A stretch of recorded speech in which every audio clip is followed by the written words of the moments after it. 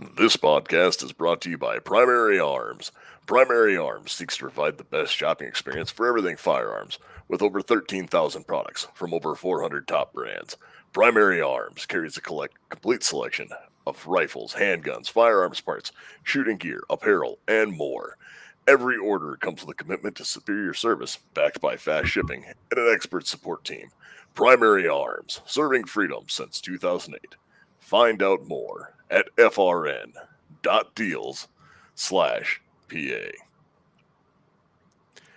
Hello and welcome to the AR-15 podcast. My name is Nick Dooley, and this show is for you if you just bought your first rifle or if you've been building them for years. There is something we can all do to take our black rifle to the next level. As I said earlier, my name is Nick Dooley. I am joined, as always, by my co-host, Tyler Brockle. Hey, everybody. And Garth will be here in a minute, and I'm sure he'll have quite a story for us because he's had a little bit of excitement in the afternoon, off doing those important first responder things. But before we get to that, Tyler, have you done anything interesting this week? Because I can tell you what I've done. Nothing AR related, but I did get a Romeo 1 Pro in for my Sig Legion X5. Believe it or not, this is actually the first pistol red dot that I've ever had. Up until this point, I've always ran open sights, and I really don't have a good reason why I haven't had one. So I'm very excited to get this one out. But I just got it mounted today, so I haven't even been out yet and shooting it. I've just kind of been doing the practicing dry firing from the holster and acquiring the red dot, kind of that curve that comes with, going from iron sights to getting yourself used to a red dot. So that is a definitely extremely distinct curve. Mm-hmm.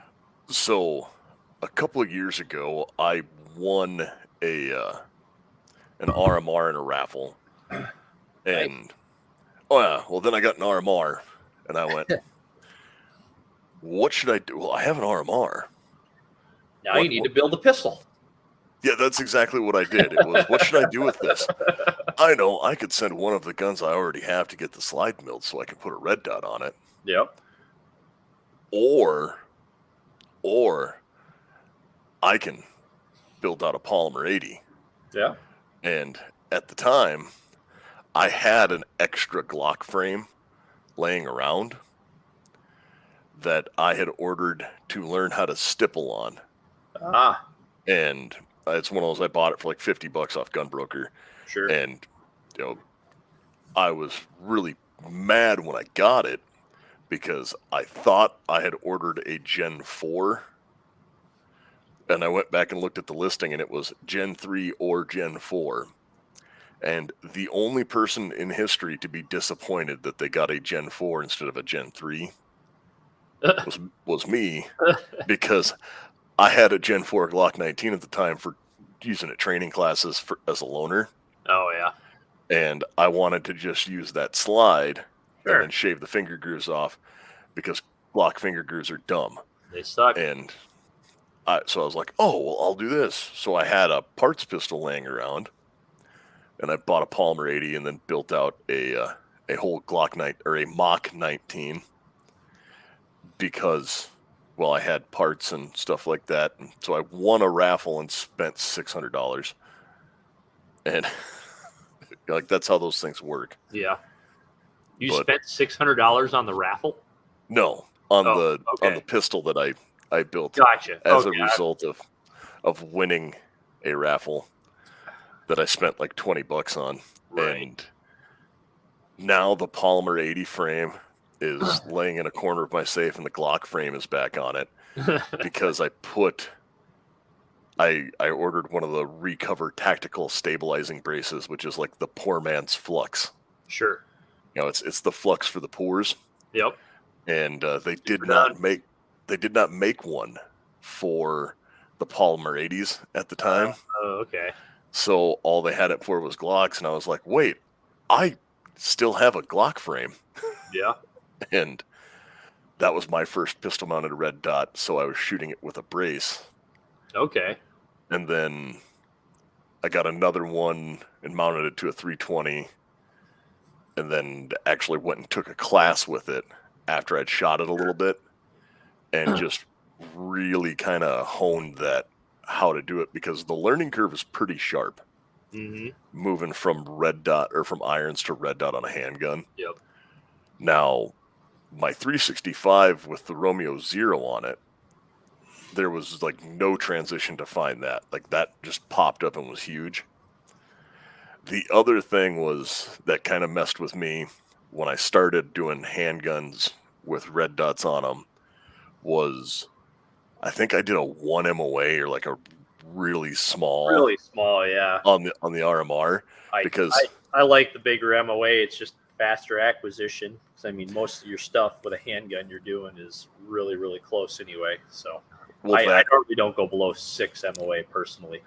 Well, no, it's one of those where like the 3 MOA is good, like 6 MOA is better, but also I'm holding that handgun like 3 feet from my eyeball. Yeah. So it's not like the rifle that's right here. Right. You know, it's way out here. And I'm like, where is that dot? You know, it's not like an EOTech that grows as you. Right. But no, that will be. It's an interesting change and a great. Like it's something after you learn how to do it, I never really want to go back. And I've heard that quite a bit. It's like there's a lot of people out there who will initially, say, hey, there's no way this is faster. And they kind of revert back to iron sights, or it either takes them a while. But they say once you get used to it, I mean, that red dot sight on a pistol is so much quicker. And I can only believe it just because, I mean, red dot on a rifle is significantly quicker, in my opinion. So. Yep. Well, and that's one where when you get into that, going the red dot on a rifle versus, like this is actually a really good analog between. Mm-hmm. So I remember when red dots were kind of first hitting, like not really hitting, but like starting to really become mainstream. And a lot of people hated them. Yeah.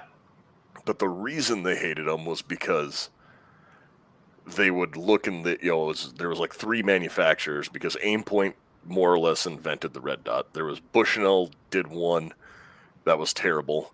Yeah. And then Aimpoint did theirs. And when Aimpoint did theirs, it was, okay, like they're the first real ones. Yep.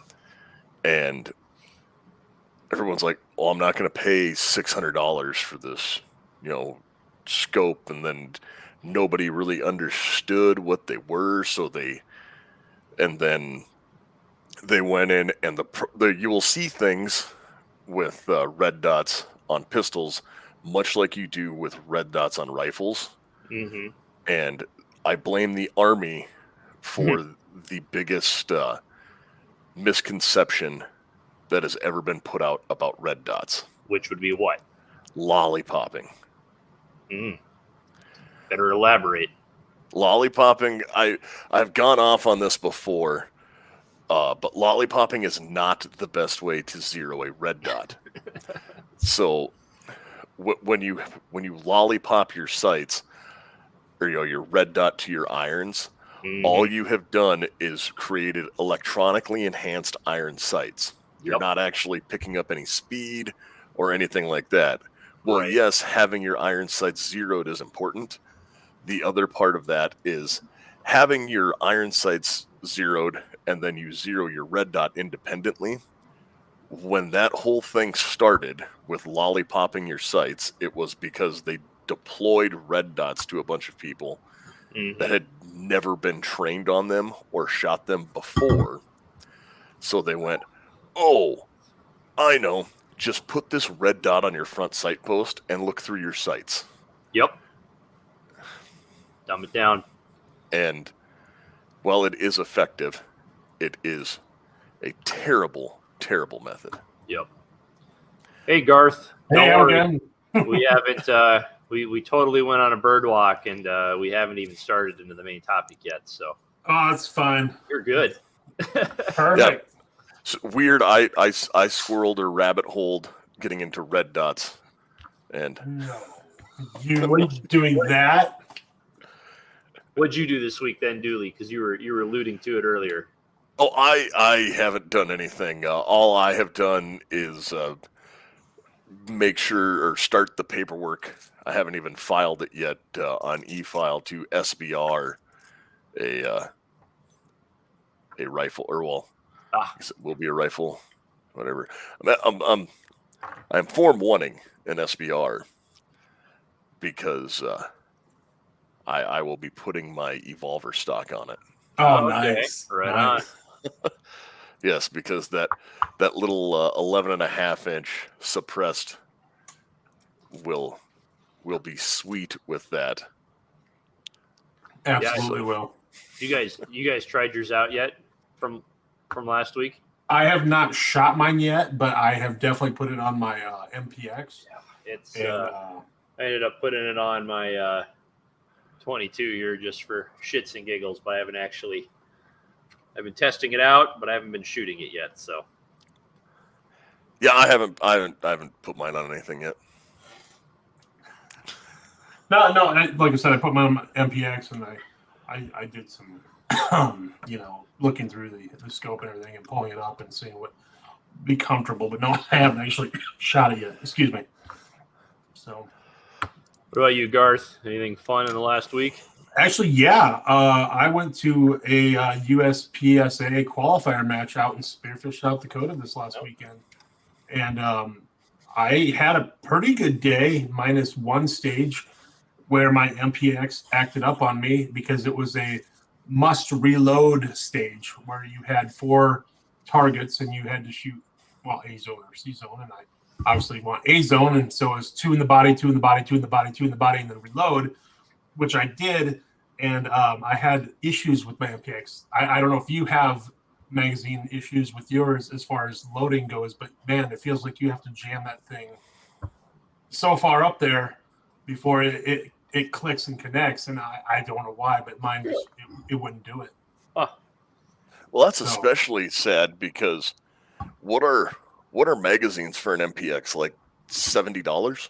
No, they're not that much. They're right around that $55 range, $60 range, depending on where you buy them. I mean, they're still expensive. I mean, well enough, and so I don't want to force it up there and break a feeding house, the feeding housing or anything like that. But man, when you're in a hurry and seconds count, when I should have shot a 13-second stage and I shot a 28-second stage because of reloading issues, I was not happy. So. Yeah. I don't know what my classification is going to be when I get my scores back from the National Register there, but I mean, I can't. I mean, even if I'm you, I don't care. I'll have a classification. I can only go up from there. So. Most improved. Yeah, exactly. So it'll be fun then. You see, we call that sandbagging. Yeah. Well, yeah. When you make sure to just do terrible your first run. So. Well, I should have actually checked because there's a sectional match coming up here in about 3 weeks down in Canton, South Dakota. And so hopefully, if we're not planting corn by then, or still planting corn, I should say, I wanted to run down there and shoot that match. So, I should have checked to see what classifications everyone had. And maybe I would have been the only one in U. And maybe I planned it that way, get a plaque. Yep. Real quick, I'm going to answer the comment we had up on the screen about the red dots and the iron sights, and said that it caused. He said the last weekend my red dot was above the front sight and to the right by a large margin. My 0 at the red dot was right on, but it was confusing my eyes to see the iron sight and then the red dot not lined up with the iron sight. So depending on that, without seeing what it was, you should not have been looking through the rear sight at all. You should have been looking just through the red dot. Yep. Because looking through there, red dots are designed for something called target focused shooting. And what that means is you focus on the target and then paint the target with that red dot. That's how they're designed to be used. But that was all on that. I'll stop on that rabbit hole before we get too much further down it. Yeah, don't go down that. I mean, did you see Kurt's post today about his kid with the MRE. What a Yeah. champ! What did he do with an MRE? Yeah, in under 3 minutes, he ate the MRE crackers without any Ugh. water. Ugh. Yeah. Fantastic. Memories. Yep. So speaking of SIG, Yes, speaking of SIG, Speaking of SIG, and speaking of things, because talking about your MPX will actually very much so pertain to this conversation we're about to have.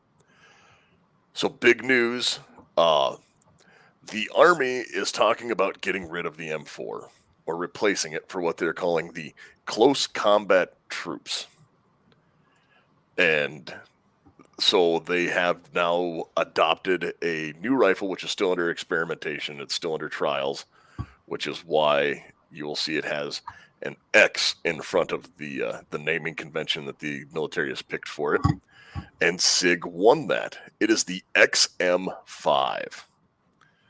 So the reason why it is very apropos to be talking about an MPX and then the XM5 is quite literally, this is a direct descendant of the MPX. So SIG came out with the MPX first in 2013, and then in 2015 they scaled that up to the MCX, which they used, as a or for rifle with a 5.56 round. And then in 2019, the military said, hey, we want this NGSW thing. So SIG went through and actually made what was ostensibly a 308 MCX. Like, that would be the easiest way to say it. Only it doesn't shoot 308. Yep. That's So probably the biggest change here is actually the caliber. Yeah, the caliber's insane. Well, I've done quite a little research on this round and what they're saying and things of that nature with it. So for anyone who doesn't know, the standard 7.62 NATO is 7.62 by 51. And the military, when they produced this, said that it was going to be a 6.8 by 51. So 6.8, for anyone who didn't know, is 270. So if you needed it in freedom units instead of millimeters, it's a 270. And that's where that will be sitting. But so it'll fit in like the standard AR-10 mags, and there's not a ton of information released about it, because it was just like April 20th that it was named that they had won.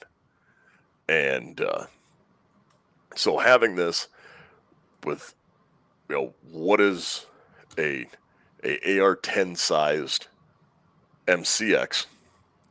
So it is a short stroke gas piston operated upper that feeds, magazines from a split receiver lower, much like a standard AR. From what I saw, because nobody has talked about the mags for it yet. Well, actually, why don't I do this and have there'll be some kind of $80 SIG mag, Actually, I think they are standard. They're standard AR-10 or SR-25 mags. Oh, good for them.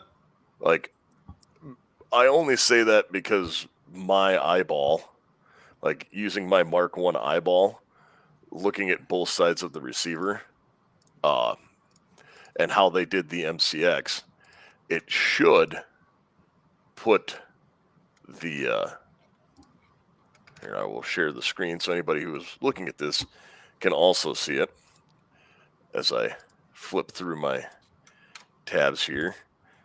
But you can see as that goes in, that's the same place as as the rest of the fire control group goes through.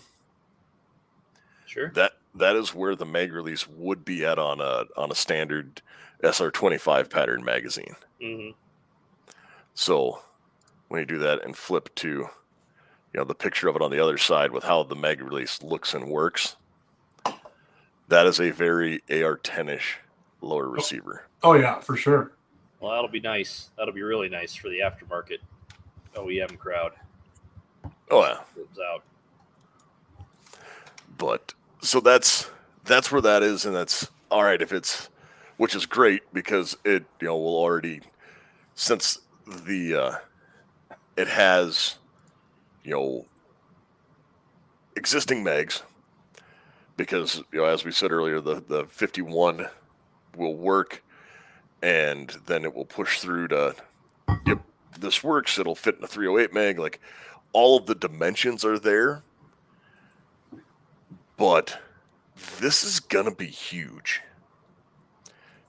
because not only did they get rid of, or theoretically they're going to compete and go up against the M4, but they're also have a belt fed variant to get rid of the saw.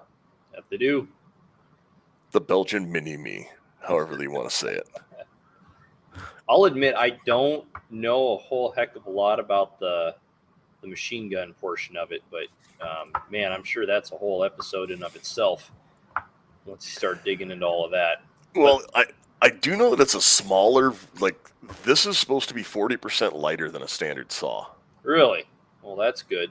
Because I know, like, this gun, the XM5 here is actually a little bit heavier than the M4. And naturally, right, because it's just a little bit larger of a caliber. And they got a lot of little neat features built into this gun too, which we can get to here in a little bit. Yeah, and it's so when they're talking about the ammunition they're using for this, like, this is where I'm going to start going down some weird nerd rabbit holes. Nerd away. Yeah, absolutely. One thing about it is it does have a shorter barrel than an M4. Mm-hmm. By like almost 15 inches, I think. Yep, like I was gonna say, like almost an inch shorter. Yep. Because it's like, you look at it and it depends which one you read. It's like, it's 4 centimeters shorter, and I'm like, okay, well, let me convert that to twelfths, and we'll go on from there. But from what I understand, the reason they did that too is this is also kind of intended to be operated primarily with a suppressor. I think we're really starting to go to that, or the intent is to go to that in the mainstream military as well.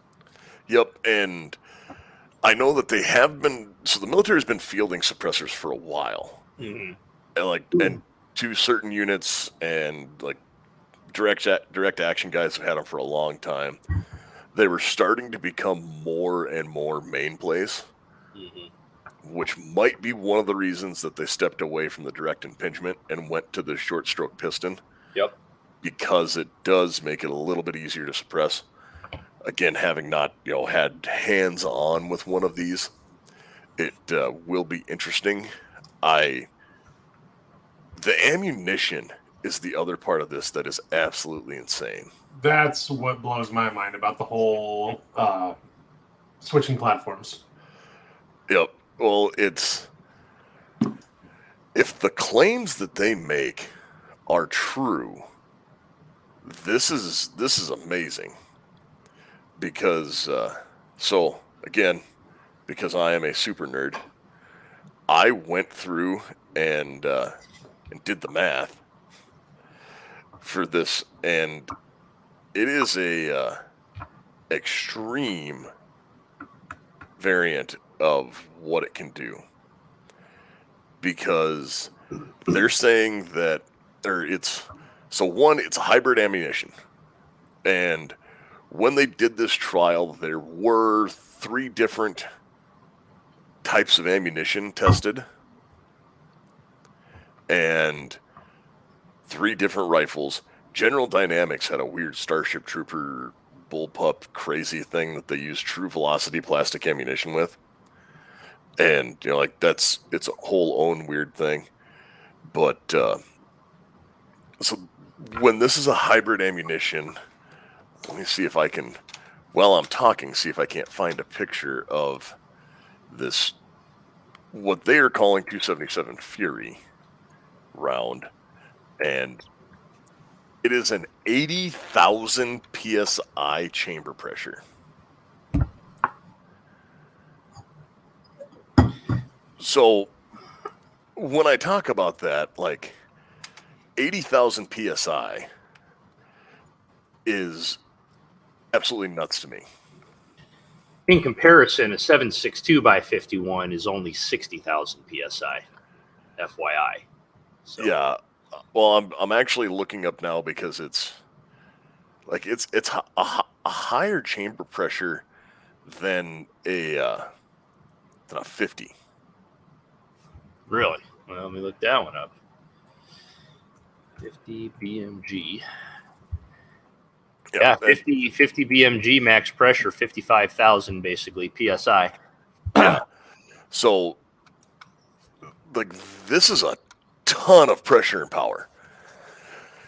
But with that, they're pushing, I think they called it a 135 or 137 grain pill at 135 at 3,000 feet per second. Damn. Now, I couldn't get the G7 to run this. So the G7 and G1 are ballistic coefficients. Tyler, do you want to speak to what that means? Ballistic coefficient has to do with, like, I can get into it a little bit, but it has to do with the shape of the bullet and how air moves over the top of it. Yeah, I never did much with those, so not as much as I'd like to say I'm the expert, I am not on that particular aspect. Yep. So it has that. Now I'm going to get into a whole bunch of terms that get weird, so I will try to not, like... Do we need a safe word? No, but I'm going to use, like, so the delta on this round is like 11 inches. So what the delta is the top of the arc, like as the bullet moves through. I'll post up some pictures to But basically, you're saying this thing's really going to penetrate near pure body armor, which is essentially what this round was going for. There were some drawbacks to using 5.56 that we saw over the last couple of decades over in the Middle East. We wanted a more powerful round, especially looking at when it comes to China or potential conflicts with Russia, more advanced body armor. We're looking for something with more penetrating power and more range, essentially. I guess the one thing that I am kind of surprised at, for a while there, I thought we were going to be going to telescoping rounds, but apparently that's not the case. No pun intended. Aha. Funny. So I'm going to... Well, while you're looking... No, I have this pulled up now, but I was just going to pull it up to show it on the screen so that people could follow along if they wanted to, and I'll include this into the show notes. And so again, this is with a 135 grain bullet at 3,000 feet per second and a .488 G1. And I stuck with what I am used to for the military doing, which would be a 25 meter zero. So with a 25 meter zero,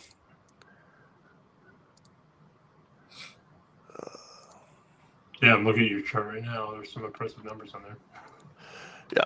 So can you guys see this? It's up now on the screen. What? Yep, we got it. Yep. All right. So with a 25-yard zero, like the path in inches here, like never mind this elevation clicks, because we're going to get into that later. So you're still doing, like, you're going to lose about 50 feet per second coming out of the muzzle. in that first 25 yards. So you're at 0. The next time that bullet will cross the same plane, like after it completes its delta arc, Oh, shit. it's at 425 meters. 25 meters. Wow. But at 250 meters, you're 10 inches, or 10.7, 10.8. You're 11 inches high. That is very high. So I do like the super flat shooting of it, but having that 25 meter 0 and moving with this, that is but again, you're 60 inches of drop at 700 meters. Like, that is not a lot. I will be very interested to see what this does in the long run. Like, especially since there are some unique things about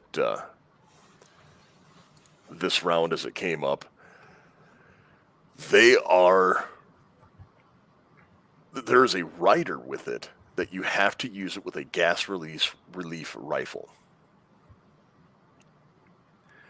So that means you can't use it in a bolt gun. Not at all. Too high, yep. The pressures will be astronomically high. Like, basically, you'd blow your barrel up. Well, what is the chamber on like a 3378 Weatherby? By the way, while you're looking that up, just for comparison, you said it's 700 meters for that 6.8. It was a bullet drop of 62 inches. For comparison, the bullet drop of a 7.62 by 51 at 700 meters is 179 inches. So just it's significantly less. So and while I'm looking this up, one of the rather extreme rounds, and is like, if you look at a 3378 Weatherby, which is a 30 caliber, version of their 378 Magnum, that only comes out to 63,000 psi for max pressure, and that is a ball buster of a round. Right.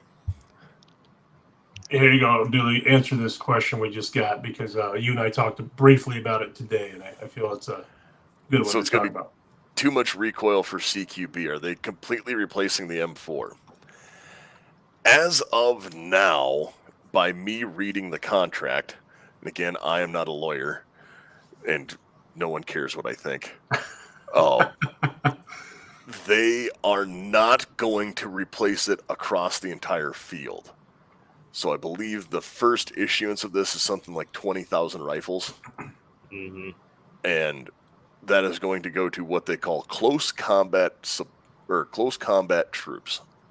So that will be infantry, special forces, combat engineers. Like, special forces is going to do special forces things and use whatever they want. But you're looking more at your infantry and combat engineer units that would have this. So there are a couple interesting factors to go into, like as Roden said there, with the feeling like it's going to recoil too much. So a lot of the support troops and a lot of other people will still be running M4s for quite a while,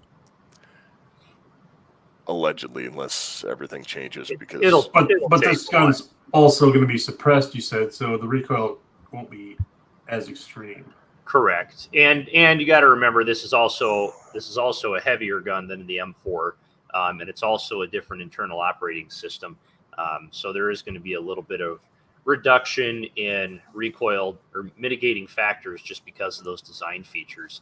Now, with that said, I have not shot one of these, right, but I have been watching a few videos on people who have reviewed them and have shot them, and just kind of looking at it, you can tell there is definitely a bit more recoil than an M4. Now, at the same time, we're sitting here and saying that this has got an insane chamber pressure, and obviously, you kind of equate that to say, oh, there is a lot more recoil. But from what I've been reading, what I've been reviewing, again, haven't shot it myself, They say it's not as bad as you actually would think, given the extreme pressure and velocity of this round.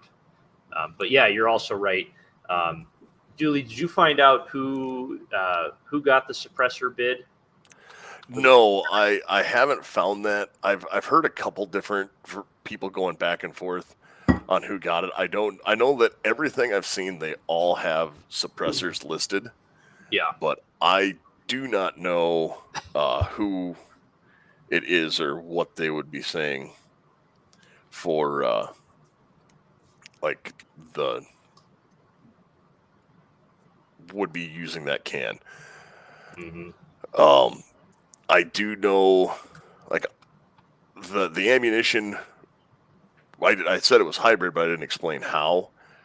Oh yeah. So also we have Tom sitting here. If this gets issued and used, will the 223-556 get cheaper? No. No, it won't. No. It's kind of a double-edged sword, right? Like you're thinking, well, people aren't using as much 5.56 223, but then you also got to remember you're not going to be producing as much 5.56 and 223. Yeah, those government overruns Yep. will go away. But that said, there are like the round isn't going to completely go away. No, never And will. I can honestly see this doing a couple different things. Like this could be the next DMR round to go with the belt fed, because I mean, so everything old is new again, and when I say that, it's we want to. So this is the hybrid round that we were just talking about. That's Note that the base is actually made out of steel instead of brass, right? So to handle those extreme pressures, that primer is housed in a steel case, which is then pressed into a brass case, just like a normal bullet, and then next down into the normal bullet head. So if you want to elaborate more on that, Dooley, feel free to take it away. So with that, think of it like an extremely rebated rim. Like as that brass case is pushed in, the one cool thing about it, we can finally use a magnet to pick up brass. Ooh.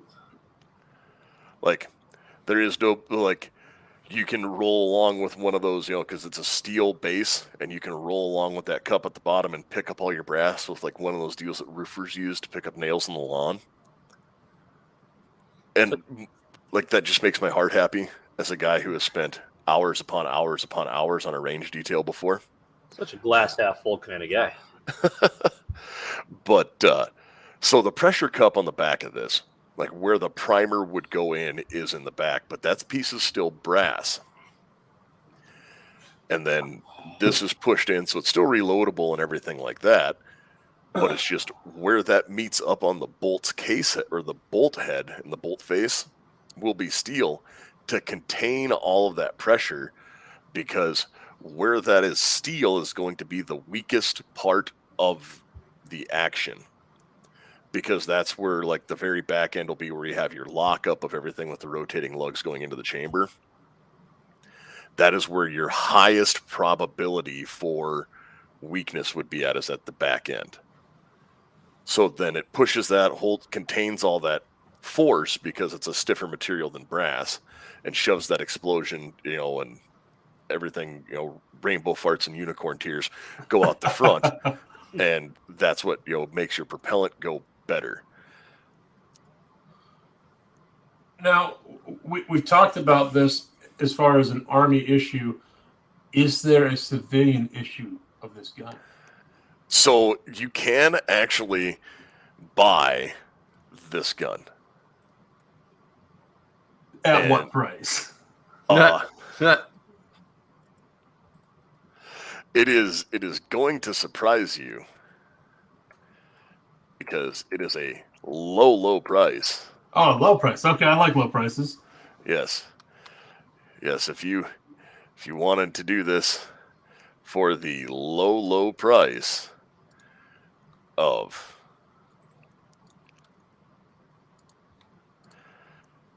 $7,999, you too can own one of the first production run special edition, now available at select dealers. Siglo, gotcha. Yep, and so you're looking at $8,000. Now then, that does come with a silencer, and it is a 13-inch barrel. It is still semi-auto. So realize that if you do go pony up and buy one of these, you are going to still be waiting for your tax stamps to clear. Yeah, tax stamps, plural. Plural. Yes, this is a 2-stamp gun. Also, you can see, as we talked about earlier, so with that short stroke gas piston, you can see here in the image on the screen, it is a side folding stock with an adjustment, or so it is an adjustable side folding stock. And then also That's side charging. A 1913 rail, I'd assume. Side charging rail and traditional. So I have read about it. It is a non-reciprocating side charging rail and a traditional AR style charging handle as well. That's very slick. I mean, that's one of the things that I really like about SIG weapons, especially my MPX. You have full ambidextrous magazine release and bolt catch release, and I think that's the thing I like the most. Right, you don't have to do this stupid like reach around to try and lock your magazine back. Ambidextrous. Might as well pull that image back up, would you, Dooley? Ambidextrous safety selector, and then kind of the other neat thing that's not really so much ergonomic, but is more for the military itself. Like right now with the M4, when you wear out a receiver after a certain point, it's done. You're replacing the entire receiver.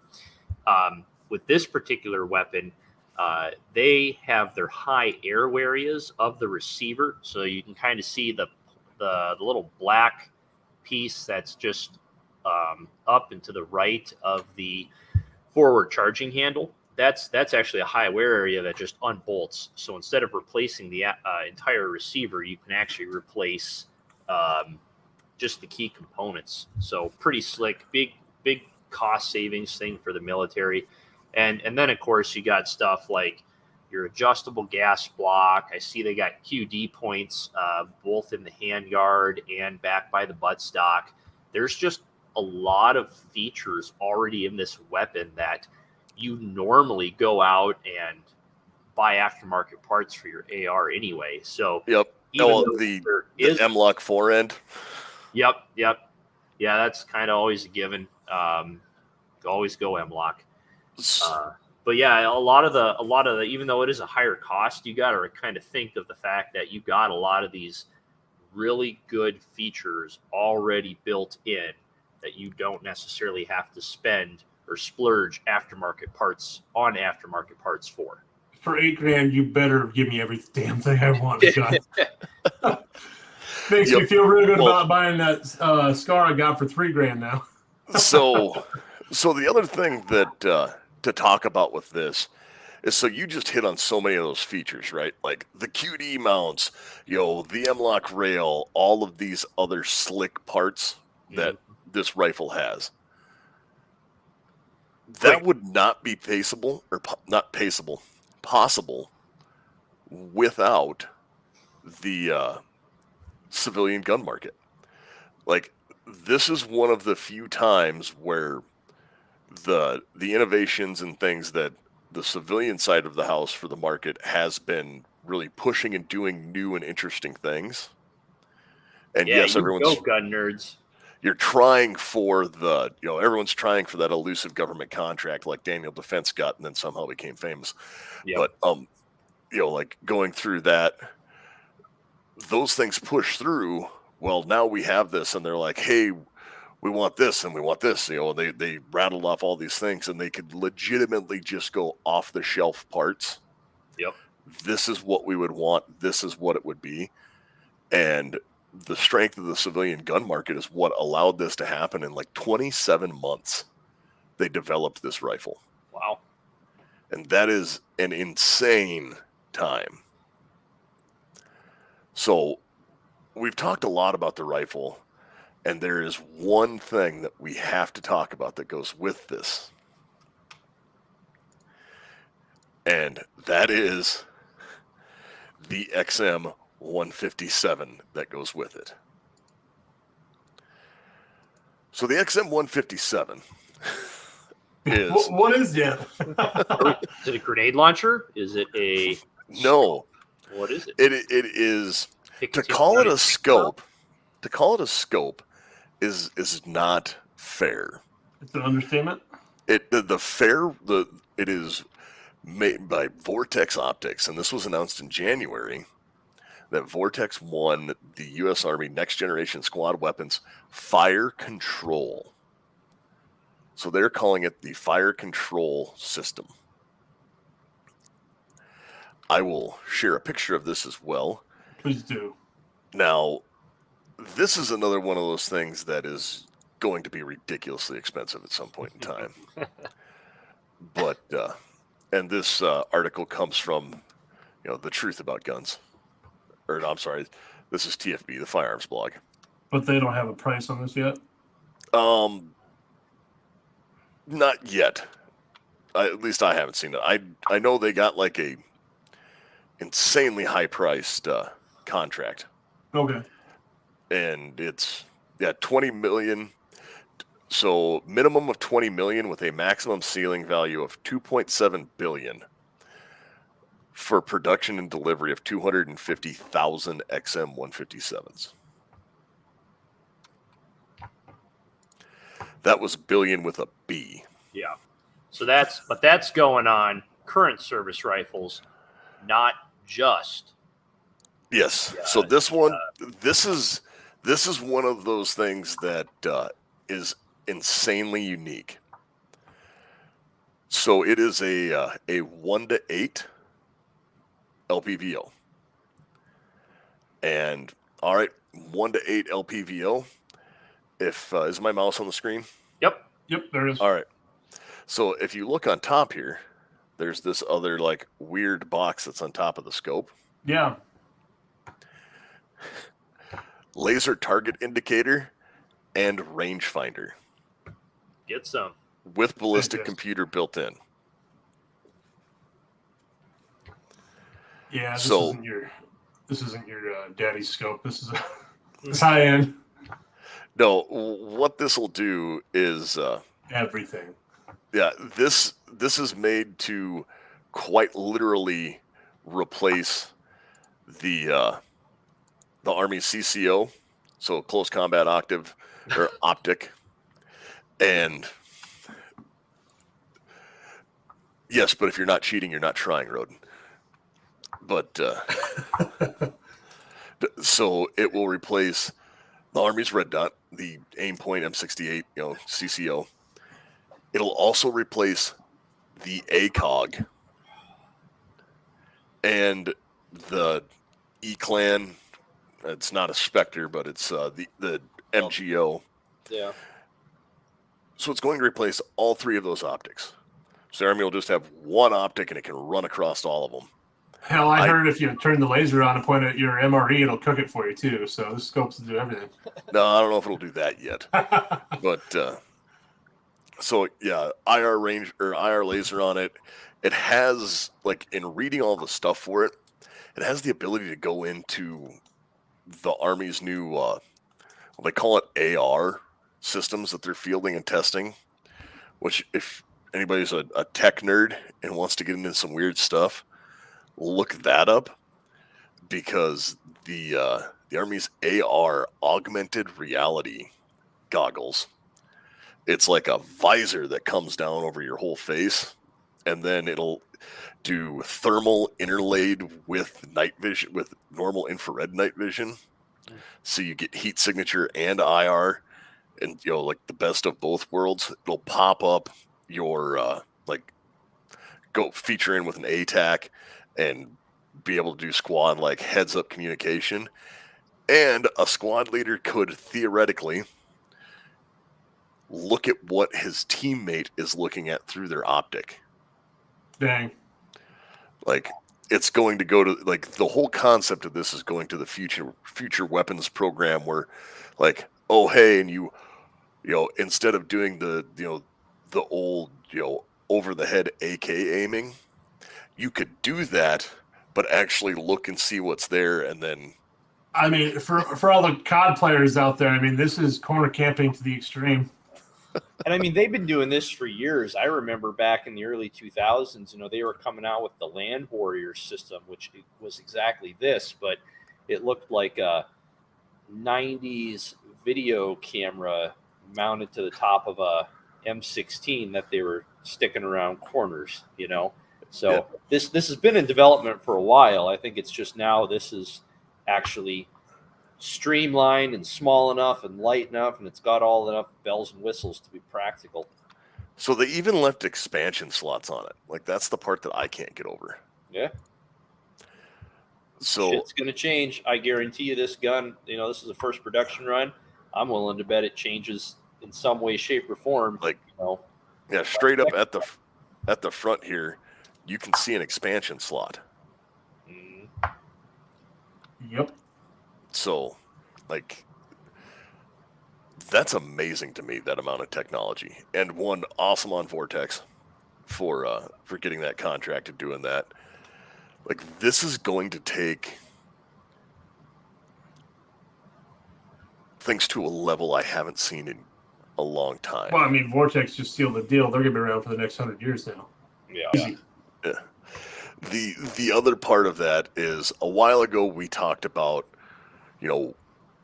Garth, what would be the next major advancements in ARs? Well, exactly. And we thought, you know what, we'd seen it, everything, and we thought the M4, the M4, the AR-15 was it. We didn't think they could advance any better, and now all of a sudden. Well, I said in order to advance any more, we'd have to see a major advancement in ammunition. Yeah, you did, and now we have it. I really think that's what this is, because so if we can start pushing out those kind of pressures out of, again, like I said, a 3378 Weatherby is like 63,000 pounds, or 63,000 psi, and that is a massive cartridge. Like, it's as big as my pinky around, and well, like that long, but. Didn't you get mad at my wife for doing the same thing last week? Well, that was in the chat. Yeah, I was describing how long the case length is by using my middle finger. But no. So like, just for reference, I want to know what powder they're using. Like, the load development stuff on this, I think is going to be insane. Yeah. So, again, I hate to keep going back to Weatherby, but it's one of those where I know some of this stuff. So a 300 Weatherby, 300 Weatherby Magnum, I have, I have one I hand loaded for it, and doing compressed loads of, like, it's one of those where you're at 100 grains of powder in that case. And that is quite literally, it is full to the brim on top. And you seat the bullet and compress the powder. Like, factory loads are over 92 grains of powder. And, like, that case is completely full. So, one, I want to know what kind of powder they're using to get those kinds of pressures and reliably get them, because they have to be using an insanely fast burning powder. Like, did they just fill the case up with tight group and said, let's just make a grenade? That is where, maybe we'll have to get the guys from the Reloading podcast on, and there you go. And then we'll toss them that question and let those guys chew on that, because that would be about the only way I could think of, would be to put a pistol or a shotgun powder into that to get that much more, ostensibly double your pressure. Science. Yeah, sorry, I blacked out for a little bit there. What were we talking about?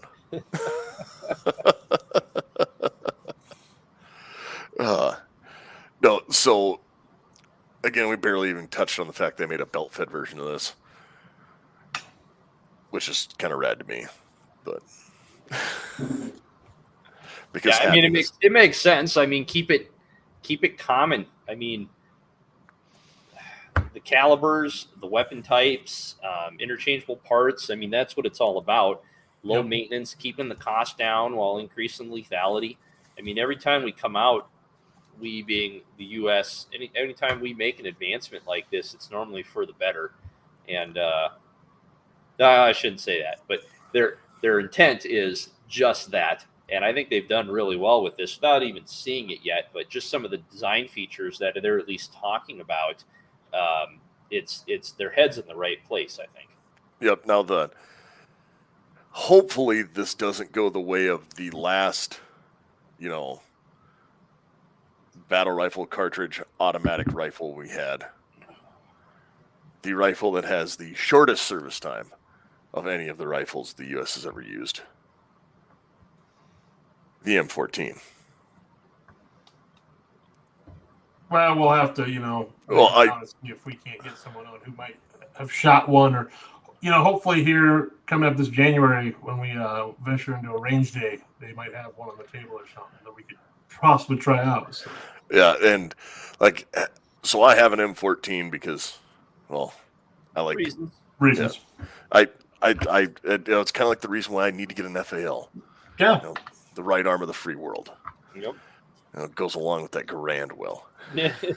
But no, so like if you look back, the Army did this with a BAR, 30-06 back in the day, and moving up, there's all the, four Nazis walk into a bar and. But no, so it never does. But moving into this, where they have their belt-fed variant of this, and then they also have what I'll call the rifleman variant of it. You no longer need special optics for a DMR because everything has 1 to 8. So with an 8-power optic, and looking at the ballistic arc on this thing, this is an 800-meter rifle all day long. Oh yeah, and that is. It'll be very interesting to me looking from the military side of how many ranges have to get changed. Oh my God. Well, it's funny that you say that, but they're, promoting it as a short, caliber rifle as far as battle goes. So. Well, it's the close contact, I think, is what they should say. Close contact. Yep. But so again, the reason why I say this is going to cost an asinine amount of money is like the unseen cost of making this switch will be in land. Yep. Oh yeah. So we've already talked. This is an 800-meter round all day long. They're going to have to shoot this on artillery ranges to have the right SDZ. Yeah. SDZ, for those that didn't know, is the safety danger zone, and it's the impact area for ranges, and it is a thing that you have to. Never mind, but no, it'll be interesting to plot this out. Those podunk bases are going to get a lot more funding, right? Ripley or Riley and Guernsey and all the middle of nowhere ones.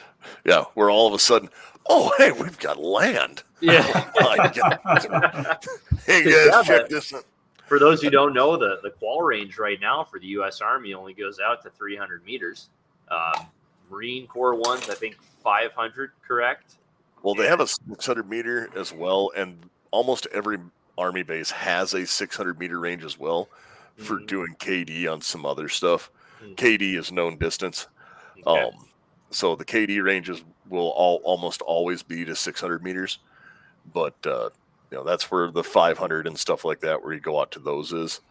Yeah. And running a KD range, there's somebody in the pit.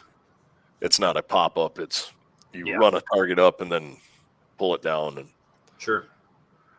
But yeah, you're not going to do that for the general qual, no. So they're going to have to come up with. It'll be interesting to see what they come up with eventually. And I mean, Yeah. looking at this, I really hope there's a throw lever. You can get a throw lever to put on your LPVO if you are going to be switching between. There is one. There is one on there. Yep. Okay, well that's good. Yeah, if you're switching from your 50 to 600 to 800 yard targets, that's going to be that's a huge help to have on. Yeah, if you look right behind. Oh, good. Built-in big old throw lever. Right on. So, well, I have probably exhausted and gun nerd and gone down enough rabbit holes for everyone for the night.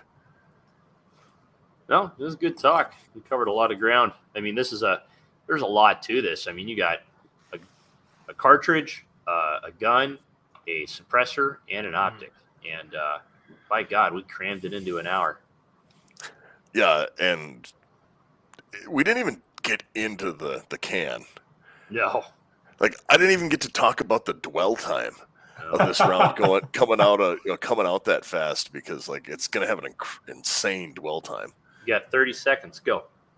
Well, the dwell time might actually reduce the recoil because of the amount of time it's going to spend going through the barrel. Mm-hmm.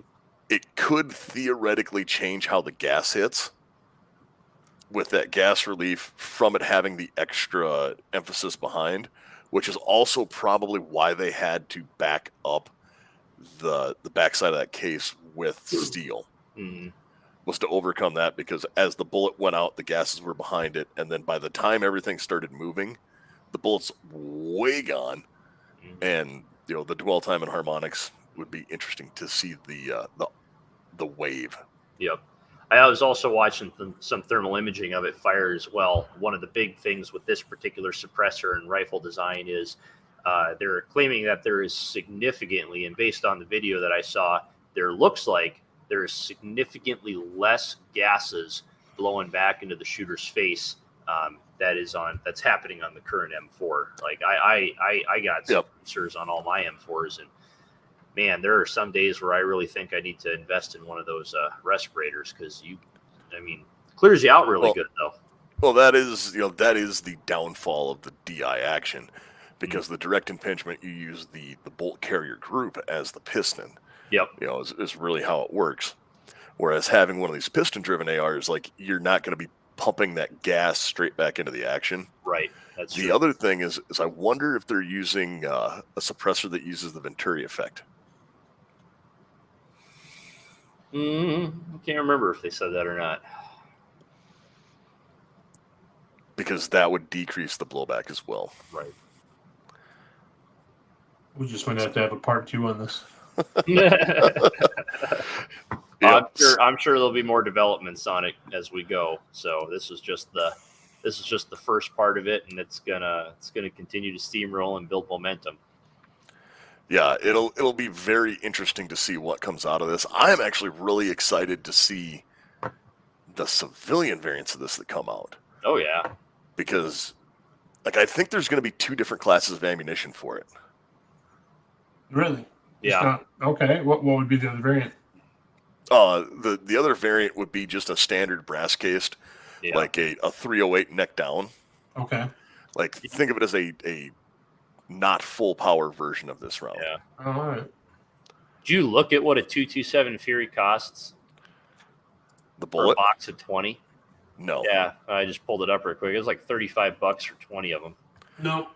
That's not bad. Like, really, that's the same price as 308 right now. Well, I don't shoot that either. I'm predominantly sticking with 9 at the moment. Yeah. Or even 6.5 Creedmoor is like $65 a box right now. Mm-hmm. I don't have a 6.5 Creedmoor anymore. Well, so if anyone wants to, I will share the screen, and then I'll include links to this stuff in the show notes.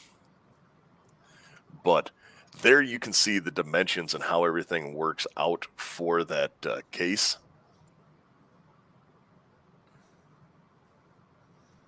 Oh yeah, definitely.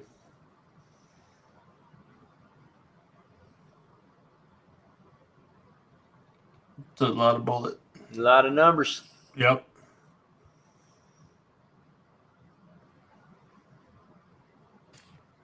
Also, everything we found for a source on this, you can pretty much get from Googling. So this is not like I didn't use some super secret military clearance. What? You mean? No, this is just knowing the right questions to type into the Google box. Oh. But so with that, Garth, you got anything to add? You know, I don't, and since I missed the front end of the show, I don't know what sponsors we have and haven't talked about. Well, we still need to talk about VZ Grips. VZ Grips, the unique feature of AR grips machined from a solid block of G10. G10 is great because it's durable and doesn't get slippery when covered with mud, blood, or sweat. The 17-degree grip angle and wide variety of textures from mild to extreme, and color options are available. Shorty versions are also available. I bet we could even put one on the new XM5. 1911 grips, Beretta grips, CZ grips, all with standard slim palm well thumb notches, safety cuts, bottom profiles, and etc. More than 25 textures and 27 colors are available. The coupon codes are good for 15% off of handgun grips and rifle grips. And that coupon code is AR-15 podcast. And guys, don't forget to check out Valiant Dynamics as well. They are running a discount code for us as well, AR-15. If you go check them out and order that Evolver stock, you guys can get 50% off that as well. And someone's going to win one of those bitchin' blown deadline Cerakoted ones. Yep. And they're donating a portion of the proceeds to the American Firearms Policy Coalition. Yep, Firearms Policy Coalition, FPC, that already has a lawsuit up to the ATF regarding their new decisions on what constitutes an 80% receiver, which really didn't change anything other than Polymer 80 can no longer sell their jig with their 80% lower. But you can buy it separately? Yeah. Okay. Just can't be in the same box. Right. Perfect. Because government. But then, of course, Patriot Patch Company, patriotpatch.co. They do the awesome, I would call them mouse pads, but they're cleaning mats and etc. It's a mouse pad, man. It'll forever be my mouse pad now. And then, of course, Patch of the Month Club. Get yourself signed up for that. Talk to Jake and the good people over there. And then, Tyler, you got anything else to add? No, not tonight. I touched on a lot of stuff that I wanted to touch on as far as features of the weapon, and I pressed all the buttons I wanted to. I'm good. Garth, you have nothing else to add? Well, I guess I'll just let everyone know where they can find us. They can find us at AR-15 Podcast 2.0 at gmail.com, AR-15 Podcast 2.0 on the Instagram. Guys, go check us out at the firearmsradio.net. That's the actual website for the show. If you don't listen through there, we're on iTunes, obviously. But we have a lot of great affiliate programs through there. We have the True Shot Gun Club, My Medic, Flatline Fiber, Palmetto State, and Facts and Firearms. Go check those guys out. They are supporters of the show, and we do appreciate them a lot. And so with that, I'm going to say May the 4th be with you. Oh, yeah. Oh, by the way, did you guys see my little helmet in the background there? I did, and that's what reminded me. I was like, what the? I was like, oh, yeah. I forgot. Little, nerds are out today. Little ode to Full Metal Jacket right there. So for those listening, I got a Stormtrooper helmet, and I got the Born to Kill with the peace sign and the bullets strapped around the top. So yep. Had a little fun with some marketing photos today. I woke up to Black Rifle Coffee memes on Facebook, and I was like, oh shit, I better step up my game. Yep. But all right. Well, I don't have anything else to add. So you folks out there, you stay safe and stay armed.